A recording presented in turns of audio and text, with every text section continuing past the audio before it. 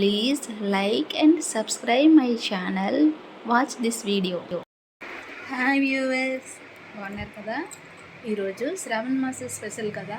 శ్రావణ మాసంలో శనికాలు రుబ్బురాయి మన ఇంట్లో గౌరీదేవులు పార్వతీ పరమేశ్వరులు ఎలాగా ఉంటారు, వాటిని అందంగా ఎలా అలంకరించుకోవాలో చూద్దాం.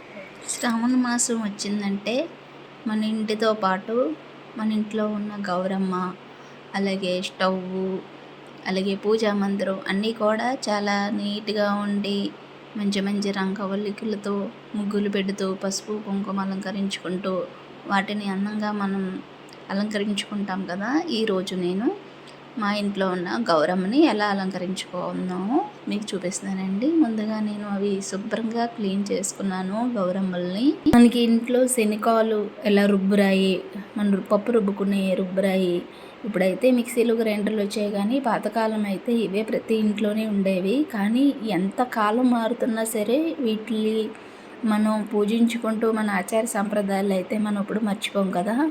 అందుకని వాటిని మనం ఇప్పుడు కూడా పూజలో ప్రథమ స్థానం వాటికి ఉంటుంది. నేను ఒక 6 నుంచి 7 స్పూన్లు మంచి చాయ్ పసుపు తీసుకున్నాను. చాయ్ పసుపులోని కొంచెం జవ్వాది, కొంచెం రోజ్ వాటర్ వేసాను. అందులోనే మన కాశీగంగ అయితే ప్రతి ఇంట్లోనే అవైలబుల్గా ఉంటుంది. ఆ కాశీగంగ మిక్స్ చేసి పసుపు కలుపుకున్నాను. శనకాలు రుబ్బురాయి మీద నేను కొంచెం ముందు సంప్రోక్షణ చేసి, అంటే మనకి మైలుగాళ్ళు అవి తగులుతాయి కదండి, ఏదైనా శౌచం లేదంటే ఏమైనా పీరియడ్స్ టైంలో ఏదైనా మైలుగాళ్ళు తగిలినప్పుడు అవి కూడా పోవాలి అంటే శుభ్రంగా కడుక్కున్నాక మనం కాశీగంగని సంప్రోక్షణ చేసుకోవాలి. వీటికి ఈ చూపిస్తున్న రుబ్బురాయి అయితే నేను ఎక్కువగా వంటగదిలో వాడతాను. ముందు నేను పసుపు అలంకరించుకునే అయితే ఎప్పుడు పూజ పర్పసే వాడతాను. పూజ తప్ప పెద్దగా వాడడం అయితే ఉండదు. ఇందులో అయితే అన్నీ దంచడం జరుగుతుంది. అందుకే వాటికి నేను శ్రీ వెంకటేశ్వర స్వామి యొక్క తిరునామం అలంకరించాను. అలా అందంగా దాన్ని చిన్న గంధము ఇయర్బడ్స్తో పట్టుకొని అలా అందంగా అలంకరించుకుంటే చాలా బాగా వస్తుంది. ఈ రుబ్బురాయిని మనం పరమేశ్వరి అంటాము, అలాగే శనికాలను అయితే గౌరమ్మ అంటాం. గౌరీ, పార్వతి, పరమేశ్వరులు. అందుకే ఈ రెండింటిని ఎప్పుడు విడదీసి అయితే ఉంచము, రెండు కలిపే ఉండాలి. ఎందుకంటే పార్వతీ పరమేశ్వరులు ఎప్పుడు కలిసే ఉంటారు కాబట్టి. ఇలా పసుపు కుంకాలు అన్నీ అద్దుకున్న తర్వాత నేను అటువైపున ఇలా పద్మంని అందంగా అలంకరించుకున్నాను. పద్మ ముగ్గు ముందు వేసిన తర్వాత వాటికి కలర్స్, మనకి ఏవైనా ఇంట్లో అవైలబుల్ ఉన్న కలర్స్, ఒకవేళ కలర్స్ లేవు అనుకుంటే పసుపు కుంకుమ అలాగే బియ్యం పిండి అక్షంతులతో కూడా మనం ఈ ముగ్గును అలంకరించుకోవచ్చు. నా దగ్గర కలర్స్ ఉన్నాయి కాబట్టి కలర్స్ని ఇలా వేసి అందంగా అలంకరించాను. ఈ శ్రావణ మాసంలో ఎస్పెషల్లీ గౌరమ్మకి, అలాగే శనికాలు రుబ్బురాయికి, తులసి కోటకి, మన గడపకి పూజించడం అయితే ప్రథమంగా స్థానం ఇస్తాం కాబట్టి వాటిని అందంగా పసుపు కుంకుమలతో అలంకరించుకొని మన ఇంటి ప్రధాన ద్వారానికి ముందుగా పెట్టుకోవాలి. ఇవి ఈ నెలంతా కూడా అక్కడ నిండుగా పసుపు కుంకాలతో ఉంటే మన ఇంట్లో ఎప్పుడు కూడా అంతా మంచి జరుగుతుంది, శుభసూచకంగా కూడా ఉంటుంది. నేను ఇలాగా శనికాలని రుబ్బురాయిని ఇలాగా పసుపు కుంకుమలు కొంచెం కలర్స్ వేసి ఇవ్వండి. మొత్తం అంతా కంప్లీట్ అయిన తర్వాత శనికాలు చూసారా ఎంత అందంగా వచ్చిందో. ఇంకా రుబ్బురాయి మీద కూడా చాలా చిన్నదే కాబట్టి చిన్న ముగ్గులే పట్టింది.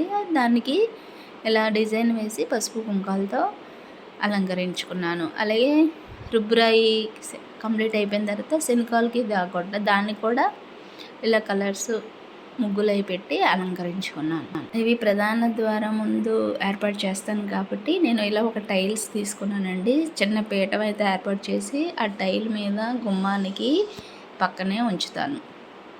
ఇలాగా మన ప్రధాన గుమ్మం దగ్గర ఏదైనా ప్లేస్ మీకు ఎక్కువగా ఉంటే పర్వాలేదు, లేదనుకున్నా ఆ పక్కనైనా పెట్టుకోవచ్చు. నేనైతే ఇంకా కింద ఎందుకులే పెట్టడం అని చెప్పి ఇలాగా పీఠం ఏర్పాటు చేసి గౌరమ్మని అక్కడ పెట్టుకున్నాను. అలాగే తులసి కోటను కూడా పసుపు కుంకుమలు రాసి అందంగా బొట్లు పెట్టి అలంకరించుకున్నాను. అలాగే మన ఇంటి యొక్క ప్రధాన ద్వారం శుభ్రంగా కడిగిన తర్వాత శుభ్రంగా తుడిచేసుకొని దాన్ని కూడా పసుపు శుభ్రంగా రాసుకొని దానికి పసుపు కుంకుమలతో ఇలాగా అందంగా అలంకరించుకోవాలి. అవి ముగ్గులున్నా పర్వాలేదండి, ఇలాగా ప్రతి శుక్రవారం కూడా పసుపు రాసి బొట్లు పెట్టి మన వరిపిండి కుంకుమతో బొట్లు పెడితే మన ద్వారమందానికి లక్ష్మీ కళ అనేది ఉట్టుపడుతుంది. లక్ష్మీదేవి స్థిర నివాసం ఏర్పరచుకునేదే పసుపు కుంకాల్లో కాబట్టి ఇలాగా ఇలా అందంగా అలంకరించుకుంటే చాలా బాగుంటుంది. ఇలా గడప కూడా కంప్లీట్ అయిపోయిన తర్వాత మనం ముందుగా అలంకరించుకున్న పార్వతీ పరమేశ్వరుల పీఠం మీద వేయించేసిన తర్వాత అలా మన తులసమ్మ కూడా చూసారా బొట్లు పెట్టుకోగానే ఎంత నిండుగా ఉందో, లక్ష్మీ కళ ఉట్టపడుతుంది కదా. ఇక మన స్టవ్ను కూడా నీట్గా క్లీన్ చేసుకొని ఇలాగా స్టవ్ కింద స్టవ్ పక్కన కూడా ఇలాగ ముగ్గులు పెట్టుకోవాలి. ఆగ్నేయ దీపం పెట్టుకోవడానికి వీలుగాన ముందు రోజే మనం ఇలా తయారు చేసి ముగ్గులు పెట్టుకొని పసుపు కుంకుమ నేను మీకు చెప్పాను కదా సీక్రెట్, ఆ సీక్రెట్ని కూడా ఇందు మీద ఉంచి మనం దీపారాధన చేసామంటే లక్ష్మీదేవి ఎప్పుడు కూడా మన ఇంట్లో శ్రీనివాసం ఏర్పరచుకొని మళ్ళీ వదలమన్నా వదలదండి. ఇలాగా ముగ్గులు పెట్టి అందంగా అలంకరించుకొని శుభ్రంగా ఉంచుకుంటే ఎందుకండి లక్ష్మీదేవి వదిలి వెళ్ళిపోద్ది, చాలా అందంగా ఉంటుంది కదా, ఎప్పుడు మన ఇంట్లోనే ఉంటుంది. లక్ష్మీదేవి అంటే డబ్బు ఒకటే కాదండి, మంచి మనసు, అలాగే ప్రేమ, ఆప్యాయత, పౌరుషంగా ఉండకపోవడం, అందరితో సమానంగా ఉండడం, మంచిగా ఉండడం, మనకి ఆరోగ్యం, ఐశ్వర్యం, అలాగే ధనధాన్యాలు అన్నీ కూడా ఉండాలండి. లక్ష్మీదేవి అంటే అన్నిట్లో కొలువై ఉంటుంది. నేను ముందుగా అలంకరించుకున్న రుబ్బురాయి నేను వాడుతున్నాను కదా, అలాగే దాని మీద కవ్వం అంటే మజ్జిగ చిలికేది.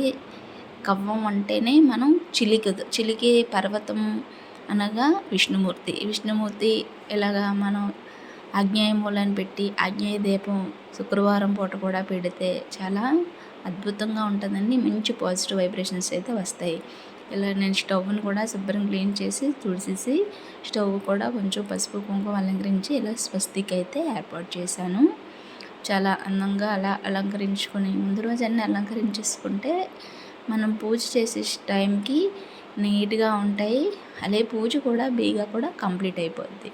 ఇంకా ఆగ్నేయ దీపానికి స్టవ్ కూడా మనకి రెడీ అయిపోయిందండి.